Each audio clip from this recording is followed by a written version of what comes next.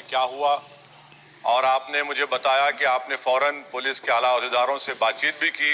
मैं आपका बेहद शुक्रिया अदा करता हूं कि आपने अपनी संवैधानिक जिम्मेदारी को एक रुकने पार्लिमान की जान पर जब कातिलाना हमला किया गया टोल गेट पर, आपने उस बात की, मैं आपका शुक्रिया अदा करता हूं। स्पीकर साहब, मैं मुख्तसर से यहाँ पर ये बात कहना चाहूँगा कि मुख्तलिफ सियासी पार्टियाँ मुख्तलिफ प्रदेश में इख्तिदार पर हैं। ये बात आप तमाम को मैं गोशेगुजार कर रहा हूँ कि आखिर ये कौन लोग हैं जो गोली पर भरोसा करते हैं, बैलेट पर नहीं करते। आखिर ये कौन लोग हैं जो इतना रेडिकलाइज हो चुके हैं कि इनको इस संविधान पर एतमाद नहीं रहा, उनको अंबेडकर के बनाए हुए संविधान के खिलाफ हैं, जो इतनी नफरत पैदा करते हैं। आखिर ये कौन लोग हैं? मैं इसको सियासी गुफ्तगू नहीं करूंगा, ये सबके लिए छोड़ रहा हूं, क्योंकि जहां तक मुझे मालूम कि मैं 2 मरतबा का विधायक हूं, 4 मरतबा का सांसद हूं, और अगर इस तरह से अगर राजनीति आगे बढ़ेगी कि टोल गेट पर गाड़ी रुकती है और 4 राउंड गोलियां चलाई जाती हैं, आखिर इन नौजवानों को ये कैसे रेडिकलाइज हुए? और मैं सरकार से पूछना चाहता हूं कि क्या उन्होंने ये रेडिकलाइजेशन सैयद कुतुब की किताब पढ़कर रेडिकलाइज हुए, अब्दुल्ला अजाम की किताब पढ़कर रेडिकलाइज हुए, या अयमन अल ज़ोहरी की किताब पढ़कर रेडिकलाइज हुए? इसीलिए मैंने सरकार से 2015 में कहा था कि इंटरनल सिक्योरिटी डिपार्टमेंट MHA में, उसमें तमाम मजाहिब के लोगों का एक काउंटर सेल बनाइए आप। और सर, ये रेडिकलाइज हो चुके हैं तो भारत की इससे राइट विंग कम्युनिज्म और टेररिज्म बढ़ेगा। मैं आपसे अपील कर रहा हूं कि जो गलती NDA 1 में की थी, आप वही करने जा रहे हैं। आपको नुकसान होगा, आपकी सरकार को नुकसान होगा, देश को, तो देश की सालिमियत को खतरा तो पैदा हो रहा है। सर, मैं आपके जरिए से सरकार को यह भी बताना चाहूंगा कि जिन लोगों ने ये रेडिकलाइजेशन किया है, आप इस पर गौर करिए, इन पर UAPA क्यों नहीं लगाते आप? अगर कोई स्पीच देता है, अगर कोई फेसबुक पर किसी क्रिकेट मैच पर किसी टीम की तायीद करता है तो UAPA लगता है। एक सिटिंग MP के ऊपर UAPA नहीं लगेगा सर। मैं सरकार पर छोड़ता हूं। सर, चौथी बात यह है कि रेडिकलाइजेशन की जब बात होती है, हमने यहां पर एक कांग्रेस के बड़े नेता से सुना कि 2 भारत है दौलत के एतबार से। नहीं सर, भारत की दौलत मोहब्बत है। भारत की दौलत पैसों की दौलत नहीं है, भारत की दौलत मोहब्बत है। हाँ, 2 भारत है, एक मोहब्बत पर जो पिछले कई बरसों से आबाद है, और एक नफरत पर भारत बन रहा है। तो क्या आप दौलत की भारत की मिसाल देंगे या मोहब्बत की भारत की मिसाल देंगे? अगर मोहब्बत की भारत की मिसाल देंगे तो उसमें आपको मेरी जबान को रोकने के लिए गोली चलाने की जरूरत नहीं है।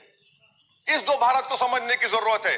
सर, खत्म सर, मुझे खत्म सर सुनिए सर, मैंने करीब से 6 फीट से गोलियां देखी, मुझे बोलने दीजिए सर। हो सकता है कि कल दिन ना देखूं मैं। अगर मैं यहां पर नहीं बोलूंगा तो कहां बोलूंगा सर? आप मुझे प्लीज बोलने दीजिए।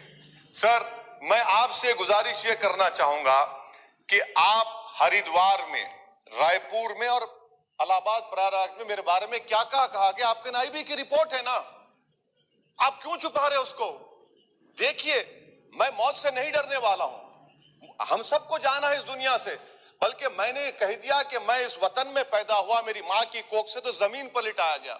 जब मेरी आंख बंद हो जाएगी तो इंशाल्लाह औरंगाबाद की जमीन मुझे दफनाया जाएगा। मगर मैं आपसे अपील करना चाह रहा हूं सरकार से सर, कि जो कुछ बातें की गई हैं उसको देखिए। मैं Z कैटेगरी सिक्योरिटी नहीं चाहिए मुझे, मैं हरगिज नहीं चाहिए मुझे। मैं 94 से पॉलिटिक्स में हूं। मैं आजाद जिंदगी गुजारना चाहता हूं। मैं घुटन के साथ जिंदा नहीं रह सकता इस दुनिया में। मुझे जिंदा रहना है तो अपनी आवाज उठाना है, मुझे जिंदा रहना है तो सरकार किसी के उनके खिलाफ बोलना है, और अगर गोली लगती है तो मुझे कबूल है, मगर मैं घुटन की जिंदगी नहीं गुजार सकता सर। मेरा मानना यह है कि संविधान में अगर देश के गरीबों को, मजलूमों को, अल्पसंख्यक समाज को सिक्योरिटी मिलेगा तो मुझे मिलेगी। आपकी चिंता हमें है ना सर, मैं सिक्योरिटी दे रहे हैं सर, आपको नहीं सर। देश के गरीब बचेंगे तो मैं बचूंगा। ओवैसी की जान इखलाक पीलू से बढ़कर नहीं है सर। ओवैसी की जान उस वक्त बचेगी जब गरीब की जान बचेगी।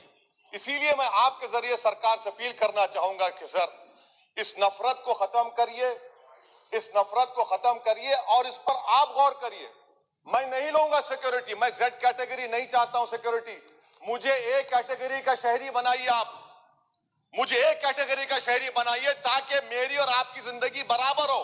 जब देश के प्रधानमंत्री पर सिक्योरिटी ब्रीच हुआ, अपोजिशन की तरफ से मैंने कहा था कि गलत हुआ। सब सेकुलर पार्टी के लोगों ने कहा कि ओवैसी तुम क्यों बोले? मैंने कहा नहीं, देश का प्रधानमंत्री मेरा है, सिक्योरिटी ब्रीच हुई तो एक्शन लेना चाहिए। मगर 4 मर्तबा के एमपी पर कोई 6 फीट के फासले से 4-4 गोली चलाता है। मुझे मौत है, हम सबकी मौत है, मगर मैं इन गोली चलाने वालों से डर कर खामोश नहीं बैठने वाला हूं। और मैं दुआ करता हूं कि उत्तर प्रदेश में पुरअमन पोलिंग होगी इंशाअल्लाह। उत्तर प्रदेश की जनता गोली चलाने वालों का जवाब बैलेट से देगी, नफरत का जवाब मोहब्बत से देगी और कमजोरों को दबाने का जवाब हिस्सेदारी से देगी। मेरी आपसे गुजारिश है सर कि मुझे जेड कैटेगरी नहीं चाहिए, मैं रिजेक्ट करता हूं। आप इंसाफ करिए सर, उस पर यूएपीए लगाइए। और इनके दिमाग कौन है? 2 लोग रेकी करते हैं, उनको मालूम कि मैं मीरठ की ठोर से आ रहा हूं उस टोल गेट पर, और 6 फीट के फासले पर गोली चलाते हैं।